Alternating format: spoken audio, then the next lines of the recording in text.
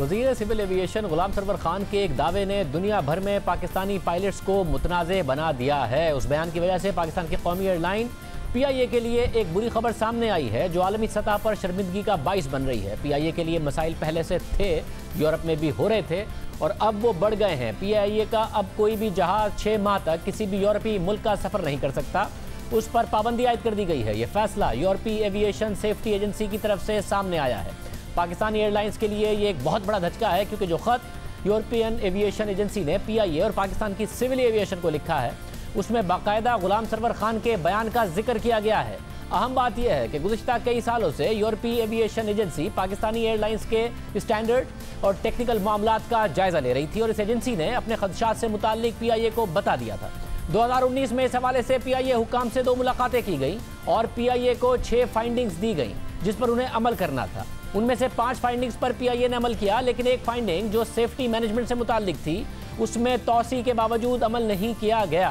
यूरोपीय aviation agency का कहना है कि इन तमाम तर मामलात के अलावा एजेंसी को ये मालूमात मिली हैं कि पाकिस्तान के एविएशन के वजीर गुलाम सरवर खान ने 24 जून को पाकिस्तान की पार्लियामेंट को एक तहकीकात से मुताल्लिक बताया कि पाकिस्तान के 860 में से 262 पायलट्स के लाइसेंसेस जाली हैं, जालसाजी पर मबनी हैं। एजेंसी के मुताबिक इन मालूमात को देखते हुए यूरोपीय एविएशन एजेंसी को पाकिस्तानी पायलट्स के लाइसेंसेस के मुसद्दिका होने पर खदशात हैं और आलमी स्टैंडर्ड्स के तहत पाकिस्तान एक स्टेट ऑपरेटर की हैसियत से अपने ऑपरेटर्स और जहाज़ों की निगरानी करने का अहल नहीं है। एजेंसी के मुताबिक इन वजूहात की बिना पर एजेंसी ने 26 जून को पाकिस्तान एयरलाइंस को परवाज़ मुअत्तल करने से मुताल्लिक अपने इरादे से आगाह कर दिया था, जिसका 28 जून को पाकिस्तान एयरलाइन ने जवाब दिया जो गैर तसल्ली बख्श था। पाकिस्तान एयरलाइंस ने पायलट्स को ग्राउंड करने की भी बात की, लेकिन उससे एजेंसी के खदशात का इजाला नहीं हुआ।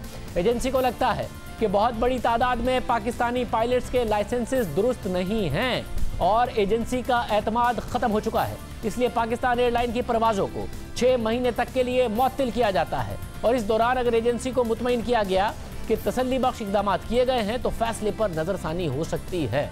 साथ ही पाकिस्तानी एयरलाइन के पास इस फैसले के खिलाफ अपील करने का हक है। मामला यहाँ तक महदूद नहीं है। मुत्तहिदा अरब अमारात ने भी पाकिस्तान की एविएशन को ख़त लिख दिया है और एमिरेट्स में काम करने वाले पाकिस्तानी पायलट्स और फ्लाइट ऑपरेशन अफसरान के लाइसेंस की तस्दीक करने का कह दिया है।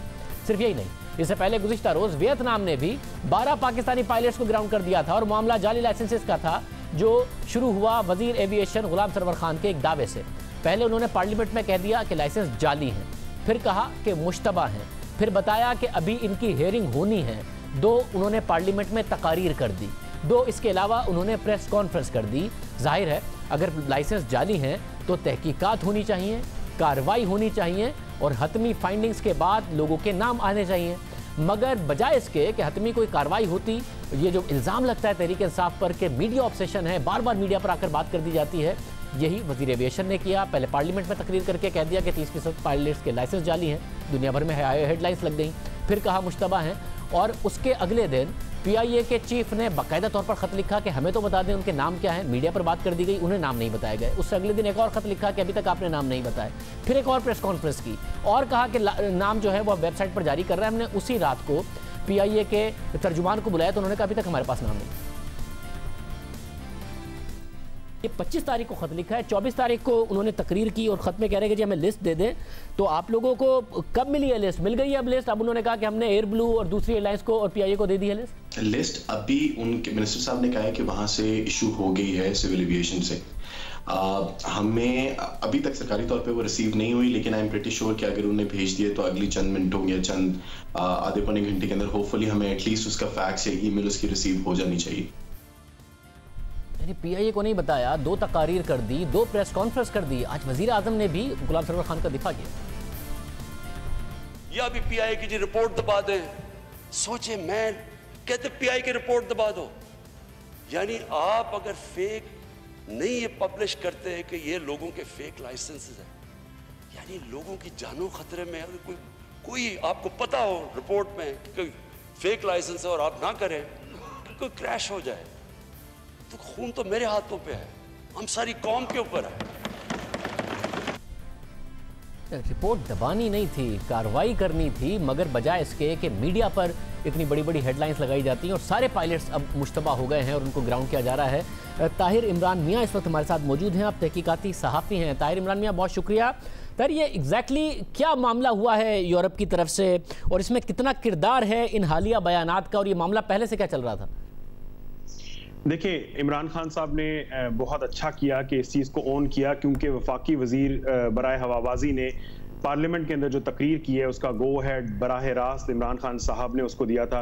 वज़ीर आज़म के साथ कंसल्टेशन होती रही, जिसमें बिल आखिर वज़ीर आज़म ने गुलाम सरवर खान से कहा कि वो इस मामले पर फुल जो है वो आगे तक जाएं और उसको खुलकर कौम के सामने रखें।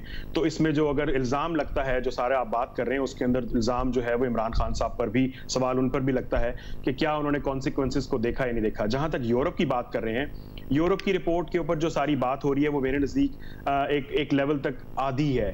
जो सवाल उन्होंने रियासत पाकिस्तान पर उठाया है, उन्होंने कहा है कि हम इस बात पर मुत्तफिक नहीं है कि रियासत पाकिस्तान इंश्योर कर सकती है कि वो पायलट्स के लाइसेंसिंग और जिस तरह वो किए जाते हैं इंटरनेशनल स्टैंडर्ड्स के मुताबिक, उसको इंश्योर कर सकती है।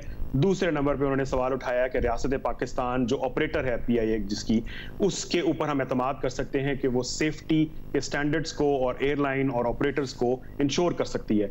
यानी आपने लाइसेंसिंग के ऊपर एतराज़ उठा दिया, तो ये बुनियादी तौर पर एक तमाचा है सिविल एविएशन के ऊपर, उस सारे निज़ाम के ऊपर जिसके अंदर ये लाइसेंसेस जारी किए जाते रहे, ये मशकूक हरकतें जारी रहीं, और जिस निज़ाम ने मलबा अपने ऊपर से हटाने के लिए एक क्रैश रिपोर्ट की जगह पे ये सारा मामला पायलट्स के लाइसेंसेस की तरफ डाइवर्ट करने की नाकाम कोशिश की और बिलाखिर अपने पाँव पर कुल्हाड़ी मार दी। वैसे मगर मुझे बताएगा कि अब ज़ाहिर है अगर पायलट्स के लाइसेंसेस मुश्तबा हैं, पहले तो उन्होंने जाली कह दिया, फिर मुश्तबा कहा, फिर PIA ने खुद ने बताया कि जी हमें तो अभी तक लिस्ट नहीं मिली है। हालांकि SOPs तो ये होने चाहिए थे, पहले एयरलाइंस को बताते कि भाई आप इन पायलट्स को तो नहीं उड़ा रहे, वो उड़ाते रहे। इसका तरीक़ाकार क्या हो सकता था? ज़ाहिर इस रिपोर्ट को दबाना तो कतई तौर पर नहीं था, कार्रवाई तो बिल्कुल होनी चाहिए थी, मगर सही तरीका क्या हो सकता था कार्रवाई का? शाहजेब, आपने अभी जो बात की थोड़ी देर पहले, मेरे नज़दीक बहुत मुनासिब बात है कि देखिए, दुनिया इस बात में इंटरेस्टेड नहीं है कि आपका मसला क्या है, दुनिया इस बात में इंटरेस्टेड है कि आप उसका हल क्या निकाल रहे हैं। अगर आप चीखें मारते रहें कि जी फलां बंदे को कैंसर है, कैंसर है, कैंसर है, तो उससे उस बंदे का कोई फायदा नहीं होने वाला, आपको उसकी रेमेडी बननी चाहिए। तो आई वुड हैव प्रेफर्ड कि अगर वफाकी वजीर बराए हवाबाजी और वजीर आजम पाकिस्तान कहते हैं कि आप इसके ऊपर आराम से इन्वेस्टिगेशन करें, आप यूरोपियन सेफ्टी एजेंसी को साथ लें, फेडरल एविएशन एजेंसी को साथ लें, आप IATA को साथ लें, इंटरनेशनल फेडरेशन ऑफ पायलट्स को साथ लें, और एक इंडिपेंडेंट कमीशन कायम करें जो सारे मामले को रिव्यू करे, इन सब लोगों के टेस्ट दोबारा लें और सब लोगों के टेस्ट लेके इंटरनेशनल स्टैंडर्ड के मुताबिक रेक्टिफाई करें, दूध का दूध पानी का पानी करें, जो फ्रॉडिये हैं, जिन्होंने झूठ बोले हैं, जालसाजी की है, उनको निकालें, जो नहीं है। अब आपने सब कुछ एक लिम्बो में डाल दिया है। अब आपने तो सोचा कि पायलट्स जो हैं वो हम उनको गंदा करके चंद पायलट्स की बुनियाद पर मामले से हट जाएंगे, लेकिन अब आपका पूरा निजाम क्या, आपकी रियासत के ऊपर सवालिया निशान पड़ा हुआ है। अब तो लोग ये भी सवाल करेंगे कि जी पाकिस्तान जाने वाले जो जहाज हैं, क्या एयरपोर्ट्स पे सेफ्टी के सिस्टम ठीक हैं, क्या इंजीनियरिंग के सिस्टम्स ठीक हैं, क्या पायलट्स के जो ट्रेनिंग है वो ठीक है। तो ये तो एक पेंडोरा बॉक्स, मैंने आपके कहा था कि तूफान का रास्ता खोल दिया है उसने पिछले प्रोग्राम में, ये तूफान अभी शुरू हुआ है और ये यहाँ पर खत्म नहीं होगा।